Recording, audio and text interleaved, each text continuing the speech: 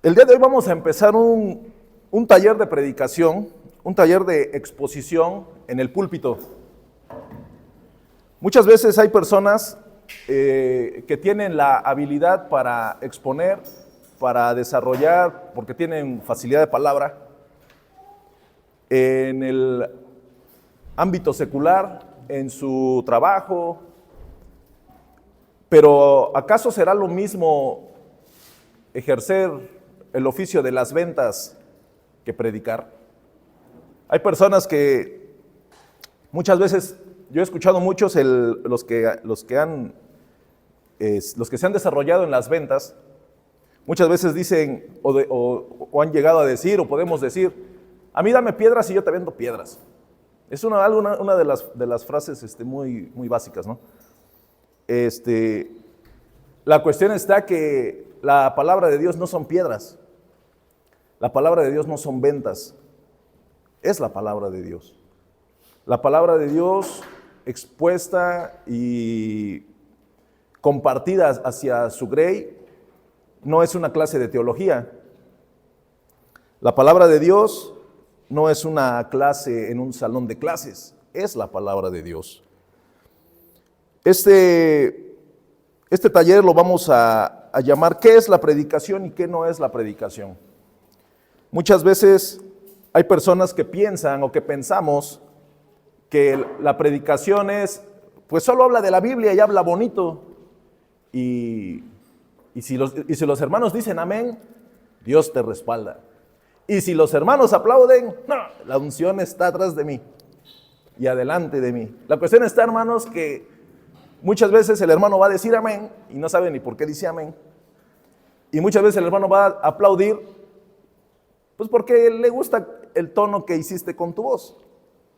Les recuerdo, cada uno de los que estamos aquí, de una u otra forma, hemos participado en algo, hemos sido expositores de alguna forma, desde un devocional, o poco no, hermano, se pone uno nerviosón.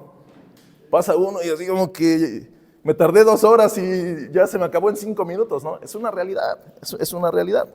Pero bueno, así que las notas que vamos a estar viendo, hermanos, si Dios permite, en todo diciembre, son tomadas del tratado completo de la predicación expositiva, que se llama La Predicación, y el autor es John MacArthur.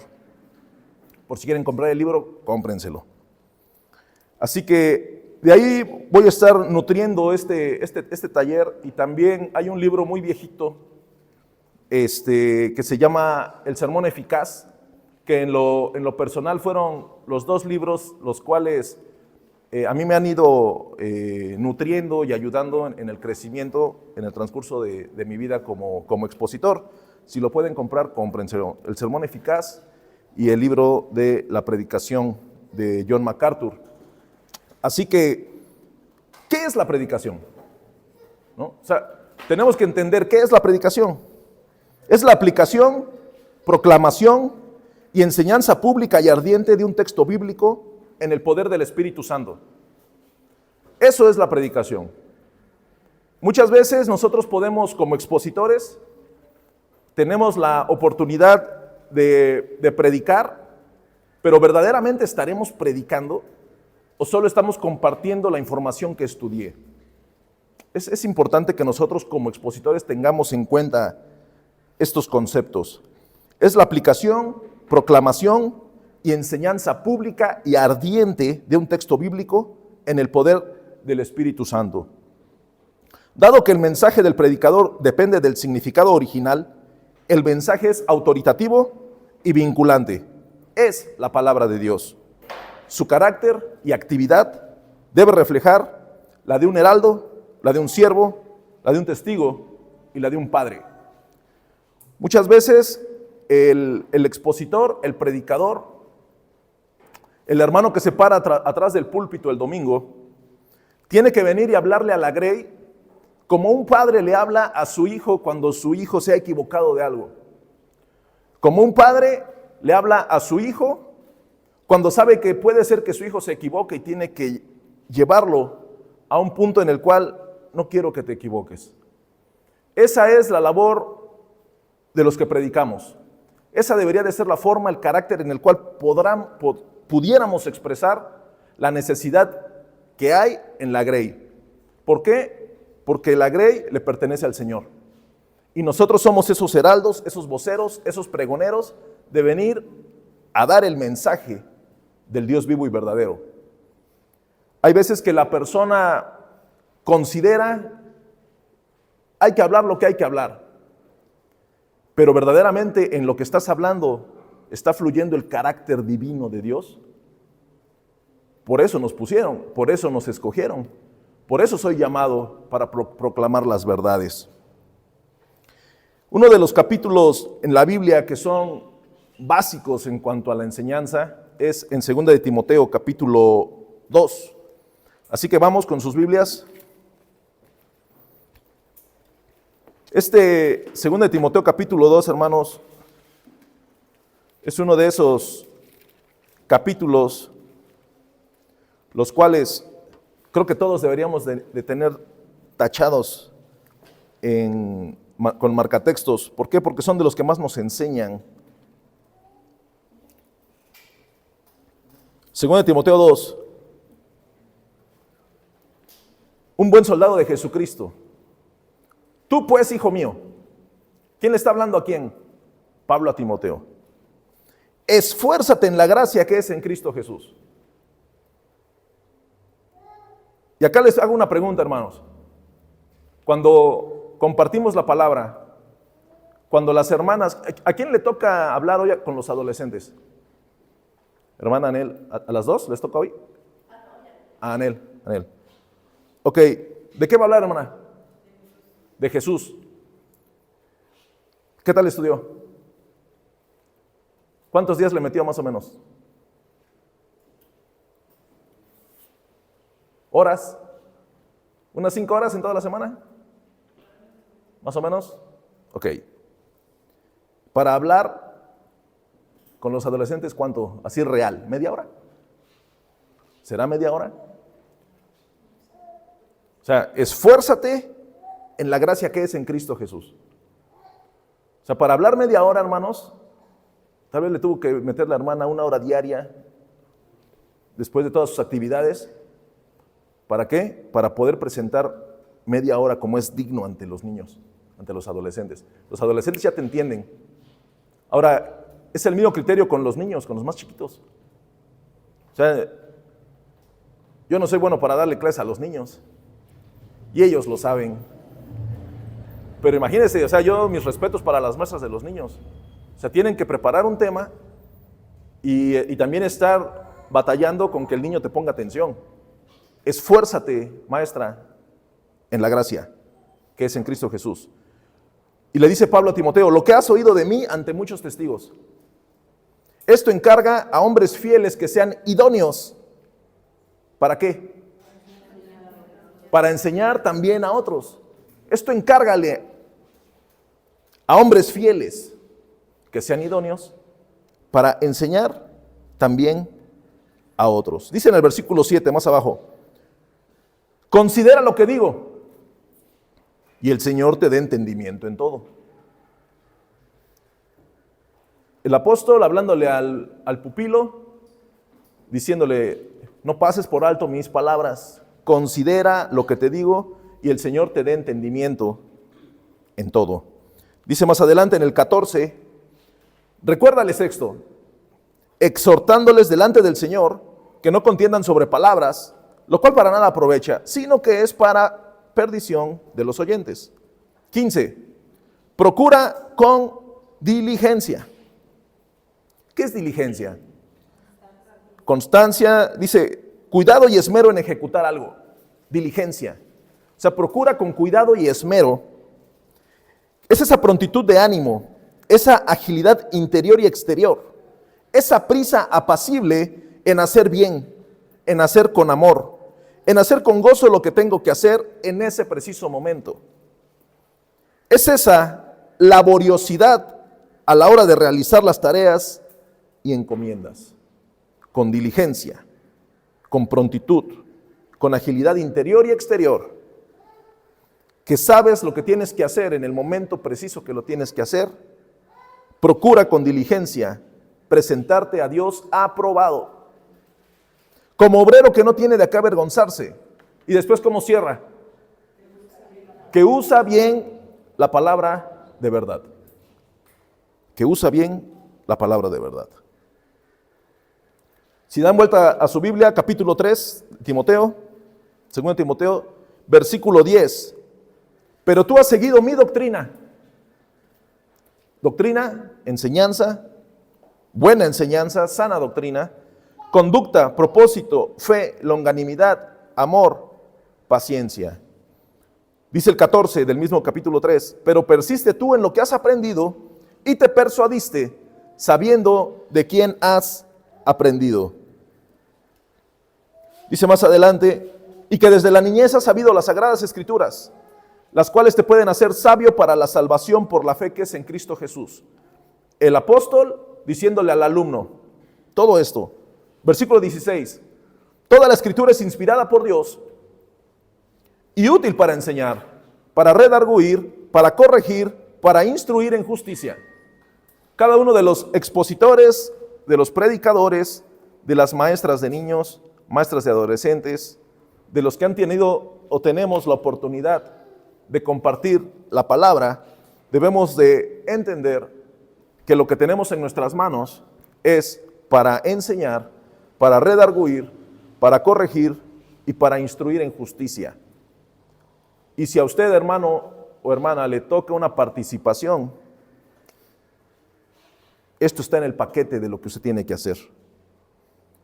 Versículo 17, a fin de que el hombre de Dios sea perfecto, enteramente preparado para toda buena obra. Pablo hablándole a Timoteo. Y cerramos con el capítulo 4. Dice el versículo del 1 al 5. Te encarezco delante de Dios y del Señor Jesucristo. Te encarezco. La palabra encarezco viene del griego diamarturomaí y tiene conexiones legales y puede significar declarar bajo juramento en un tribunal de justicia. Te encarezco. Puede ser declarar bajo juramento en un tribunal de justicia. Está declarando el expositor bajo juramento ante el tribunal de justicia y usted ya sabe quién es el juez. Otra interpretación puede ser hacer un llamado solemne a un testigo para que lo haga. Un llamado solemne a un testigo, ¿para qué? Para que testifique. Te encarezco delante de Dios y del Señor Jesucristo, que juzgará a los vivos y a los muertos en su manifestación y en su reino. ¿Cómo comienza el versículo 2? Que prediques la palabra. Es que no tengo tiempo. Es que mi trabajo. Es que me hubieran dicho 2 semanas antes. Que instes a tiempo y fuera de tiempo. Redarguye, reprende, exhorta con toda paciencia y doctrina.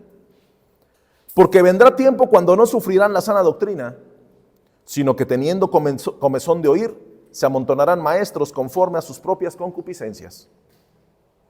Versículo 4, y apartarán de la verdad del oído y se volverán a las fábulas.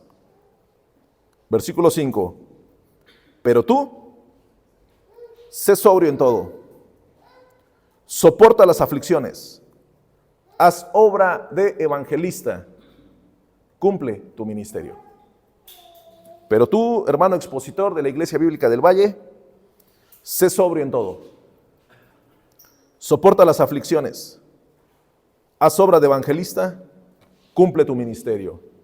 Muchas veces nos ha tocado compartir la palabra y parece que hay algo fuera de lo natural que no quisiera que compartiéramos la palabra. ¿Les ha pasado? Que de repente el fin de semana te toca compartir la enseñanza, o a los hermanos les toca predicar, o te toca compartir con los adolescentes, y de repente te peleaste con tu esposo, o hubo situaciones en tu casa, o hubo cosas en las cuales parece que hay una batalla que está en contra tuya. ¿Les ha tocado? Ese silencio me dice que sí. ¿Por qué? Porque hay que soportar las aflicciones. es algo que viene con el paquete. Hoy podemos entender por qué la mayor parte de los hombres llamados por Dios en la Biblia no querían. Ellos no querían. Que prediques la palabra, redarguye, reprende, exhorta, con paciencia y doctrina. En estos capítulos de 2 de Timoteo tenemos los consejos del apóstol, del maestro, al alumno que es Timoteo. ¿Por qué? Porque Timoteo es el que iba a empezar a predicar o ya estaba predicando en la iglesia. Y también Timoteo es el que se iba a quedar a cargo como un pastor joven de esa iglesia. Pero el consejo que él le dio, dice, encarga a hombres fieles. O sea, no te vas a quedar tú, Timoteo, tú le vas a encargar a otros hombres fieles también. Ellos te van a ayudar. Ellos te van a ayudar a hacer esto. No vas a ir tú solo. Entonces el apóstol le está diciendo a Timoteo, pero ellos tienen que verte a ti como ejemplo en todo. Cuando nosotros íbamos a abrir la iglesia, a mí me habló un pastor, el único pastor que me habló, y me dijo, hermano, ¿cómo estás? Y ya muy allá de todo la historia que platicamos, fue por teléfono, él me dijo lo siguiente, ¿cómo estás en el tema de liderazgo? Y yo le dije, hay tantos hermanos que el Señor puso en mi corazón invitarlos a trabajar. Y dice, perfecto, me imagino que no saben. Le digo, es correcto, no te preocupes porque ellos también son siervos de Dios. Pero aquí tú les vas a enseñar. Entonces, no te desesperes, no pierdas la cabeza, porque así como Pablo a Timoteo le dijo, tú tienes que ir y decirle a hombres fieles, encárgale a hombres fieles, hoy a ti te toca hablarle a esos hombres fieles, ¿para qué? Para que te ayuden a pastorear. Yo no lo había visto de esa manera. Y él me dijo, ya irás enseñándoles. No te desesperes, algunos aprenderán rápido, otros no, otros puede ser que no sea lo suyo, pero todos son siervos de Dios. Así que, tranquilo y cumple tu ministerio. Pastor Ramón fue el único que me dio esas palabras. Entonces, cuando yo estudiaba esto, digo, bueno, es una realidad. Cuando estamos en una pluralidad pastoral, tenemos que enseñarle a todos. ¿Y qué es lo que tenemos que hacer? Seguir avanzando. Ahora, muy independientemente de lo que nosotros tenemos que hacer entre nosotros como iglesia, como expositores, como los hombres y mujeres que comparten las verdades eternas hacia los varones, hacia las mujeres, hacia los jóvenes, hacia los niños, hacia todas las generaciones y todo el grupo de iglesia que hay, nosotros debemos de entender cuál es la responsabilidad y de qué tamaño es el compromiso el cual Dios nos ha puesto sobre los hombros o en nuestras manos. Si un abogado o un juez terrenalmente es corrupto, distorsiona la verdad, hace tráfico de influencias, si hace cosas en cuanto a los temas de corrupción, no sé qué términos legales sean, pero hace lo que no es correcto, y si a este juez o abogado o magistrado o cualquier persona en las áreas legales del país o de un país llega hasta las últimas consecuencias de que tal vez se equivocó y alguien dijo, no, se tiene que cumplir la justicia, y lo denuncian y sigue avanzando y sigue avanzando y sigue avanzando hasta que llega, lo juzgan. ¿Qué va a pasar con este servidor público? Estaba yo leyendo, por ejemplo, acá en México, en el artículo 108 de la Constitución Política de los Estados Unidos Mexicanos, dice que tal servidor público, específicamente un juez o un abogado, sería sancionado con destitución, suspensión, inhabilitación, multa o penas de prisión. O sea, hay un sistema el cual a un servidor público en última instancia lo va a juzgar. Estamos hablando terrenalmente. En el área de la salud, si un médico es negligente, incompetente, farsante, irresponsable, o algún trabajador de la salud, que hemos escuchado muchas historias que le dejaron las pinzas adentro en la operación, que cortaron la pierna que no era, ¿no? O sea, todas esas historias reales que hay en el Código Penal Federal, acá en México, y la Ley General de Salud, habla de estos hombres que faltaron a cumplir lo que deberían de haber hecho bien, serán suspendidos temporal o definitivamente en el ejercicio de su profesión. Recibirán multas aplicables o penas de prisión, según la responsabilidad o el delito de que se trate, ¿no? Entonces estamos hablando de dos sectores, la legalidad, la salud. La cuestión está que ¿qué pasa con las personas que predican el evangelio, con las personas que pastoreamos iglesias, con las personas que nos paramos en el púlpito? ¿Qué hay de mí como suministrador de la verdad de Dios? Que Dios es el médico del alma. ¿Qué hay de mí cuando no ejerzo bien mi profesión?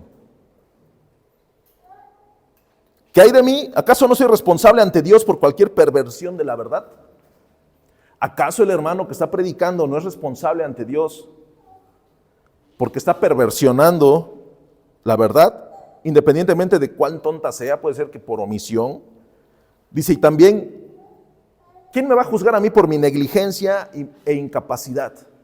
Yo, predicador.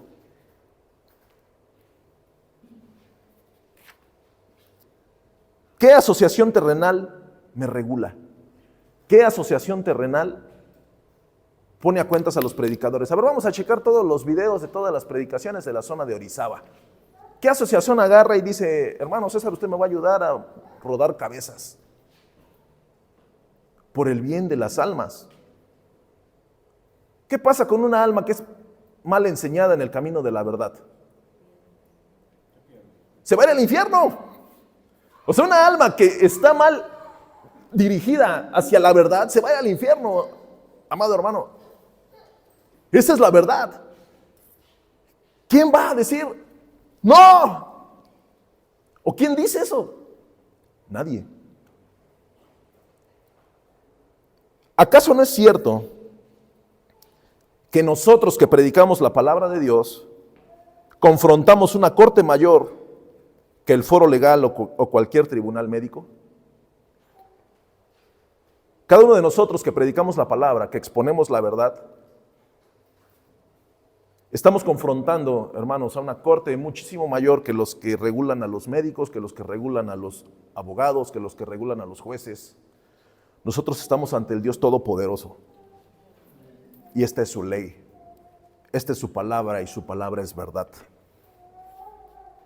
¿Qué pasa con el pregonero de la verdad que la está distorsionando? ¿Por qué hablar de este tema? Porque los que compartimos la palabra debemos de saber la importancia de nuestra tarea. Usted hable de Dios, hermano. Hable bonito. He ahí el gran error que ha venido por varias décadas. Estaba yo leyendo en la mañana el Sermón Eficaz, que es el libro. Este fue uno de mis primeros libros.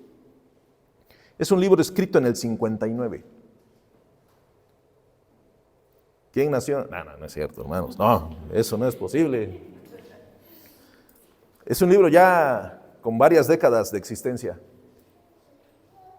Y ahí habla del peligro que hay en el 59, del peligro que hay en la iglesia actual, o sea, actual es en el 59, de cómo está invadiendo la filosofía y la psicología en la iglesia actual del 59. Usted sabe el peligro, hermano, 50 años después. ¿Cómo está esto? Una revoltura de información que lo único que ha hecho es una gran bola de nieve rumbo a la perdición. Usted y yo somos responsables de predicar la verdad. Sea responsable. Hable la verdad. Le duela a quien le duela. Nuestro trabajo no es que mis hermanos estén satisfechos con la palabra que sale de mis labios. Mi trabajo es predicarles la verdad para que sus almas no se vayan al infierno.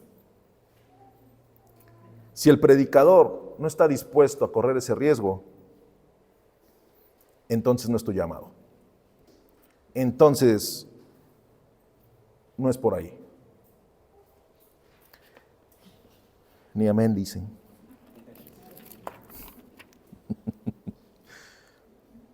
Santiago 3:1. Este versículo lo desmenuzamos el martes.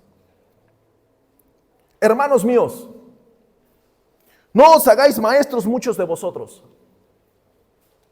sabiendo que recibiremos mayor condenación. Miren, hermanos, el predicador, el expositor, el maestro es llamado ¿por quién? ¿Por Dios? ¿A través de quién? De la iglesia. A través de la iglesia. El maestro, el expositor, es llamado por Dios a través de la iglesia. Cuando la palabra te dice, no os hagáis maestros muchos de vosotros, básicamente te está diciendo, no te andes ofreciendo donde no te llaman. En el momento en que la persona va y se ofrece, cuando gustes, hermano, invítame a tu iglesia y yo predico. Yo he recibido textos y llamadas así. Invítame a tu iglesia, yo predico. Haz esto, yo voy. Cuando quieras te puedo dar una plática para matrimonios. Las personas se andan ofreciendo. Es un producto. La mercadotecnia, transportada a la iglesia, a las cuatro paredes de la iglesia. Dice Santiago, no os hagáis maestros muchos de vosotros, sabiendo que recibiremos mayor condenación. Y le recomiendo que se lea todo el capítulo 3, habla sobre la lengua. Léalo con calma, en cámara lenta. Es importantísimo que cuando hagamos las cosas las hagamos bien. Y si las haces bien es porque Dios te está respaldando. Y si Dios te está respaldando es porque te llamó a su servicio, a su ministerio, a la predicación, a la enseñanza a través de su iglesia. Por lo regular, cuando un hombre es llamado para servir a Dios, se niega y presenta excusas reales, porque reconoce la importancia divina de lo que está recibiendo. Acuérdense de Moisés. ¿Cuál fue la actitud de Moisés cuando Dios le habló? Y todo lo que dijo era cierto. Soy tartamudo, era cierto. Es que no me van a creer, también era cierto. ¿Por qué? Porque había matado a un egipcio. Y todas las cosas que dijo Moisés, todas eran ciertas. ¿Sí? Entonces, por lo regular, una persona cuando un auténtico llamado de parte de Dios, cuando recibe el llamado, es, no, aguántame. En nuestro contexto hoy, ¿cuál sería el primer pretexto que pondríamos? Es que no estoy listo. Y es cierto, es cierto. Una cosa es que no estás capacitado, otra cosa es que no seas capaz. Pero la capacitación la recibimos constantemente en la iglesia. Otro fueron los 10 espías, los mandaron a inspeccionar y 10 regresaron diciendo que no, es que ellos son más altos, las murallas llegan hasta el cielo. ¿Se acuerdan? Los 10 espías. Jeremías, ¿qué dijo Jeremías? ¿Alguien se acuerda? Soy niño, no puedo, soy muy joven. ¿Alguien se acuerda de Jonás? O sea, Jonás sabía y él, por eso él trató de huir. ¿Por qué? Porque sabía la importancia de la encomienda que Dios estaba dándole. Gedeón, ¿se acuerdan de Gedeón? O sea, son solo unos ejemplos, hermanos. Y sin irnos a las referencias bíblicas, ya no nos va a dar tiempo. Sin irnos a las referencias bíblicas, sabemos de Gedeón que él sabía que la cosa no estaba fácil. Y que él, siendo de una familia humilde, siendo de una familia que no tenía recursos, ir y encabezar un proyecto bélico para defender al pueblo de Dios era imposible. Bueno, pues Dios le dijo, yo a ti te quiero. Dios ve el corazón de las personas. La exposición bíblica se centra en la prioridad de impartir con fidelidad, eficacia y precisión. Cuando una maestra en los adolescentes va a hablar de algún personaje, bueno, Jesús es un personaje que está en toda la Biblia. Vamos a hablar, ¿qué otro personaje han hablado? El mes pasado algún personaje El personaje anterior, Anel, que hablaste, ¿cuál fue? Rab, ok. Para que la hermana haya hecho una exposición de Rab, ella tuvo que haber estudiado la historia de Rab.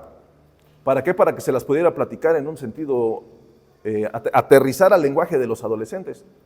¿Sí? ¿Qué es lo que conlleva? Que ella tiene que buscar situaciones que tal vez Rahab hizo que no eran correctas y lo que hizo que era correcto ante Dios. ¿Y cuál es la posición de Rahab en la historia? Y también, ¿cuál es la aplicación que el niño debe de darle a la historia de Rahab para su vida? Eso es lo que debe de hacer el expositor en media hora o en 40 minutos con los adolescentes. ¿Por qué? Porque están viendo personajes temáticos, biográficos. Entonces el expositor eso debe de hacer. Ok, yo voy a hablar de Rahab. ¿Quién fue Rahab? Ya entendí quién fue, busqué referencias, ok, perfecto, está aquí.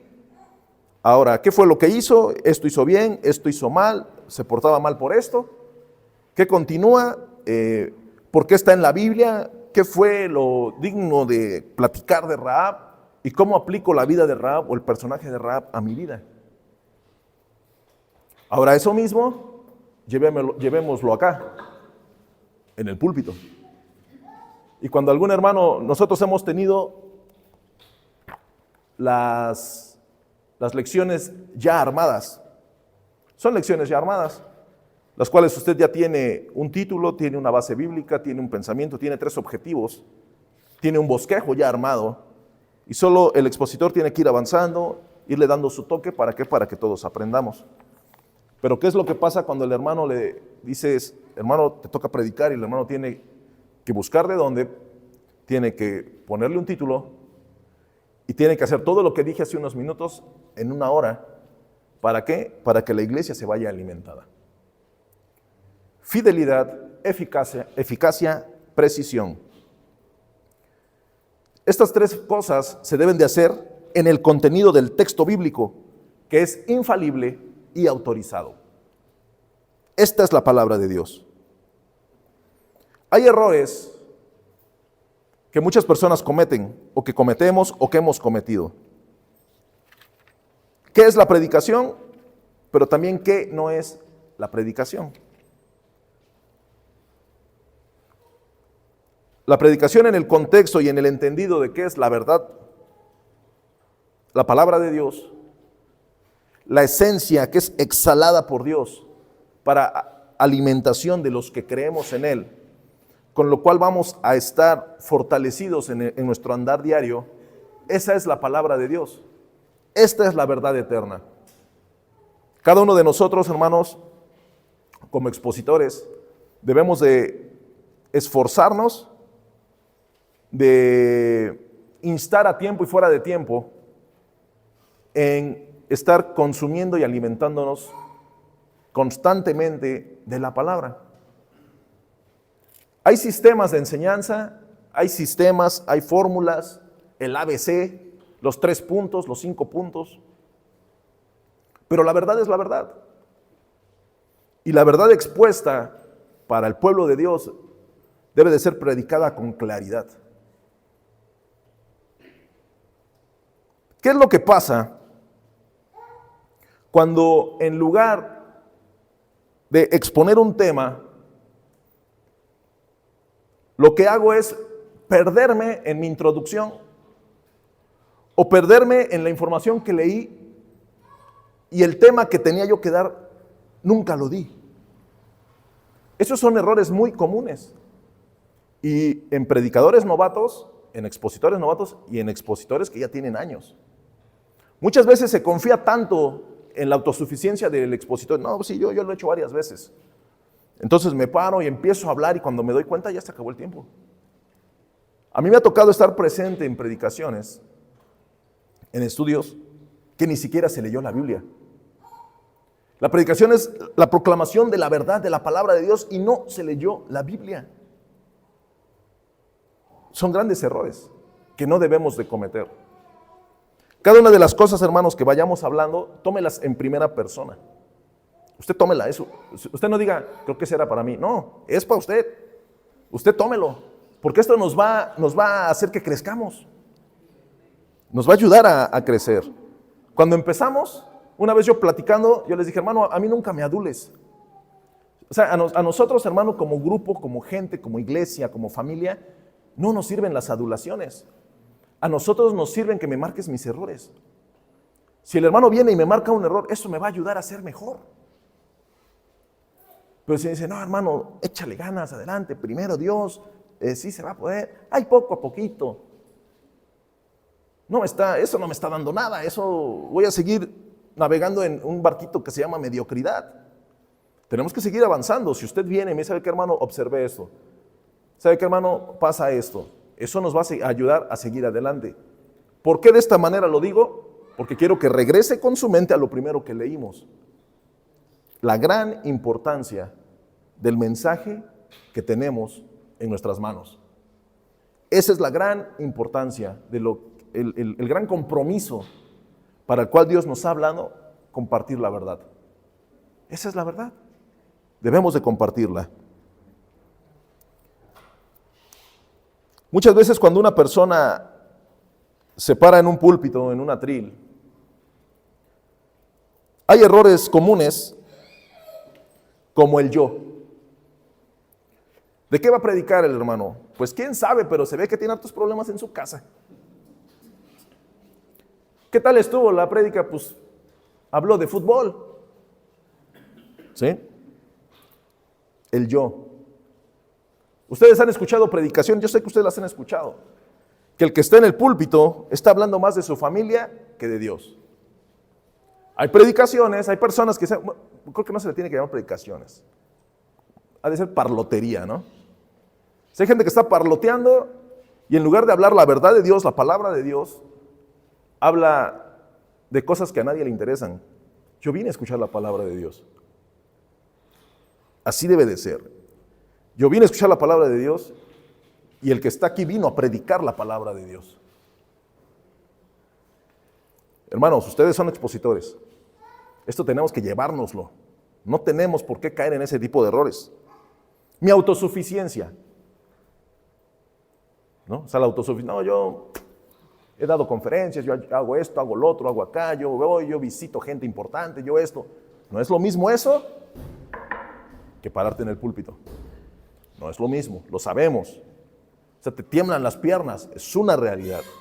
Esa autosuficiencia, ahí vamos a tambalearnos. Uno de los errores muy comunes es la denominación. Hay una como esencia en el mundo evangélico que cuando te preguntan, ¿qué denominación eres? Y tú dices, bautista, metodista, reformado, no, entonces está en otro nivel. Y si dices, no, pues yo soy pente, carismático. Eso es una realidad.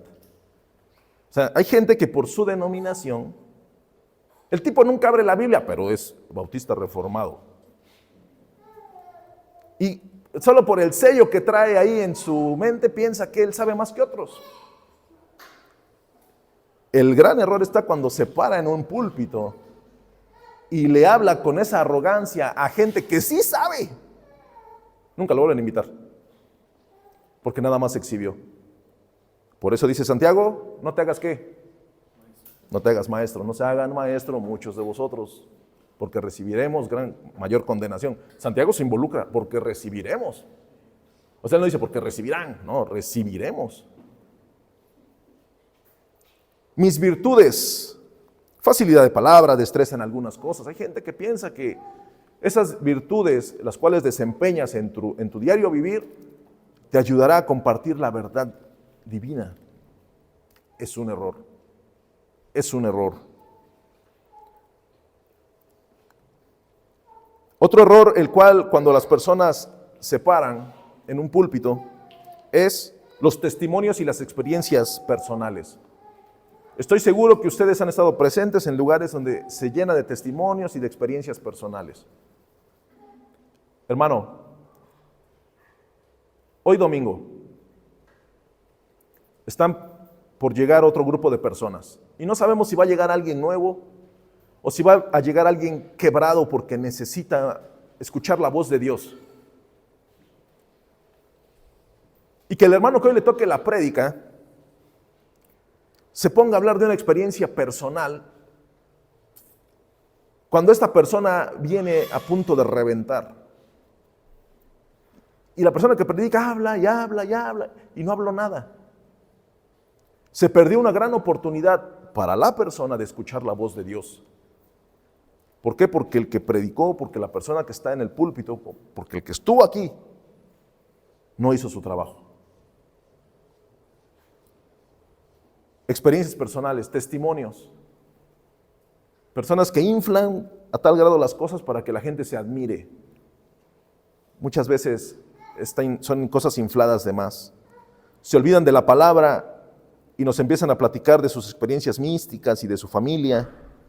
De repente empiezan con sueños, visiones, declaraciones, pactos, experiencias extranormales. Y ahí sígale usted con lo demás que ya conoce.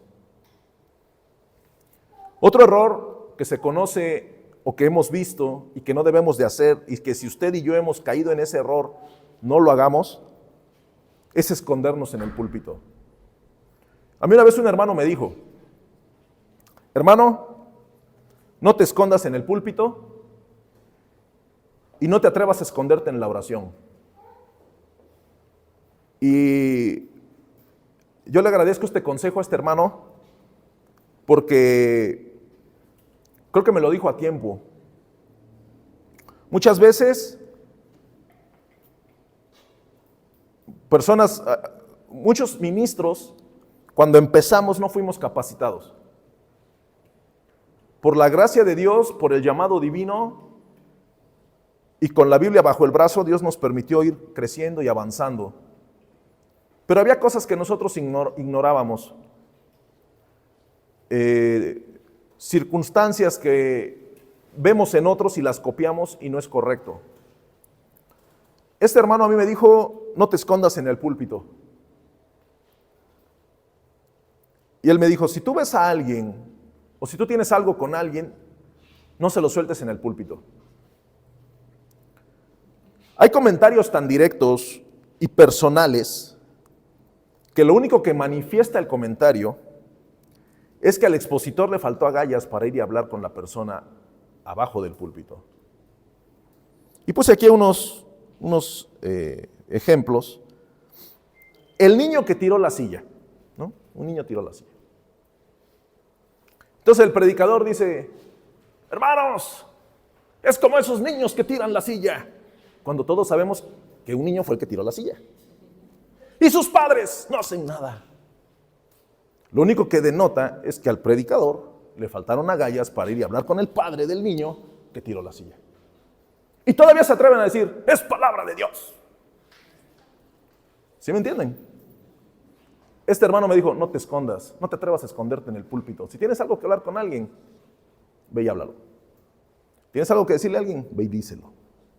No te atrevas a soltárselo en el púlpito, porque lo único que vas a hacer es exhibirte, porque todos saben de quién estás hablando. El niño que tiró la silla. Ya viene un pedrazo. Ni modo, mi Peter.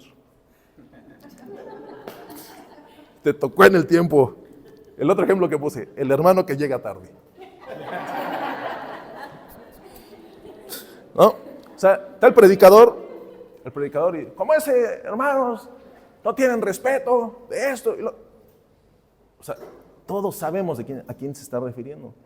Vamos, ¿tienes un problema con eso? El problema lo tienes tú, expositor, el problema lo tienes tú. ¿Tienes un problema? ¿Cómo sabes si el hermano se viene caminando? Ahora, ¿tanto te molesta? Hermano, yo te doy para el taxi. No, eso no es de Dios. A Diosito no le gusta, ¿no? El otro es el padre que no controla a sus hijos, ¿no? Es como esos hombres que no controlan a sus hijos. Vamos, hermano, ya sabemos quiénes son. ¿Qué tienes que estar diciendo? Todos lo sabemos. Pero lo que denota es que no tuviste las agallas para hablar con el hermano. Oye, brother, fíjate que tu hijo adolescente ya anduvo con 3, 4 chamacas, o sea, no es correcto. Y las 3, 4 chamacas son las del coro. El tema, hermano, es que estos temas son ciertos. Son ciertos. O sea, pero el predicador viene y lo suelta el bombazo en el púlpito. Y todos saben así como, ya sabemos de quién habla. Hasta se dice uno, ese piedrazo se lo echó a fulano. Pero ahí lo que está saliendo es que el expositor le faltaron agallas para ir a hablar. ¿Por qué? Porque en el momento en que el expositor va y le dice, oye, brother, necesito hablar algo porque hay algo que yo estoy viendo en tu hijo. Cuando este personaje acabe de hablar, viene la retórica, ¿no? Entonces, ok, hermano, pues fíjate que yo también había visto, ¿y qué? En ti, esto, es una realidad. El toma y daca, ¿no? Pero ¿qué es lo que pasa? Si le digo, me va a decir, no, mejor se lo digo desde el púlpito, delante de todos. Eso no es correcto. Eso no es correcto. La mayoría de las veces la persona que ve el error y lo suelta, no es la indicada para tratar esos temas. La persona que ve el error y suelta el bombazo y suelta la información, porque él piensa que alguien ahora dicen, se tenía que decir y se dijo. ¿No? O sea, se tenía que decir, pero no en público, y se dijo, pero lo dijo quien no debía decirlo. Porque tú no eras quien para decirlo. Son grandes cosas. Y cerramos la retroalimentación. ¿A quién le gusta que le llamen? Bueno, no la atención, porque no es llamar la atención. ¿A quién le gusta que le marquen sus errores? A nadie. A nadie nos gusta que nos marquen nuestros errores. ¿Sí? Yo le preguntaba a la hermana, ¿cuántas horas le invirtió? Y nosotros sabemos, hermanos. O sea, si te toca predicar, el hermano César predica hoy. Al hermano César le va a tocar predicar dentro de un mes. El hermano César tiene un mes para preparar el siguiente sermón. Puede ser que le meta 1 hora diaria. Le va a meter 30 horas a su sermón. 1 hora de investigación, navegó en internet, en la palabra, rayó en un libro. 30 horas. Y que venga el hermano y que otro hermano le diga, oye, brother, te equivocaste en esto. Oye, yo le metí 30 horas. Tú no sabes lo que yo pasé. Si tú hubieras visto el esfuerzo que yo hice. O sea, las mismas 30 horas las llevé en oración. ¿Sí me entienden? A nadie nos gusta. El punto está que el error es error. ¿Y qué tenemos que hacer? Recibirlo. Recibirlo. ¿Por qué? Porque esta retroalimentación, hermano, lo que nos va a ayudar es a crecer. Vuelvo al punto. No me adules, brother. Dime en qué me equivoqué. Eso nos va a ayudar a crecer. Pero ¿qué pasa cuando vas con la hermana y le dices, hermano, necesito hablar con usted porque usted se equivocó en esto? Ya no le habla a la hermana. Ni cristiana de ser. ¿No? Y nos volvemos más proféticos. Ni ha de tener el llamado. ¿En serio? ¿Y saben cómo? Eso nos damos cuenta. Porque lo manifiestan las personas. Oye, yo como que veo medio serio al brother. Como que estamos saludándonos y como que cuando ya voy con él, como que ya se fue para allá. ¿Por qué?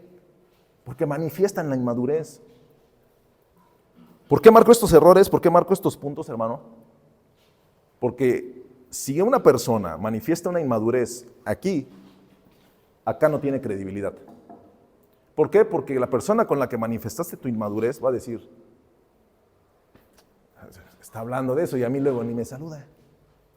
Está hablando de eso y yo el otro día me dejó así. ¿Sí me entienden? O sea, son puntos, hermanos, sobre... Bueno, hay un extra que no apunté y no me acordé. Y ese se lo tomé a mi tío Isaac. Bueno, no se lo tomé a él, ¿no? Él me lo enseñó. Decía mi tío, deben de entender que el púlpito no es tribuna de AA. Dice, no es tribuna de AA. Y es cierto. Hay personas, hermanos, que piensan que predicar es sacar todo el veneno. tampoco es así. Luego él decía, no sé si estaba yo en el AA o en la prédica, tirando así con todo, gritando y todo. El púlpito no es tribuna. No es tribuna. ¿Alguna pregunta? Pónganse de pie, hermanos.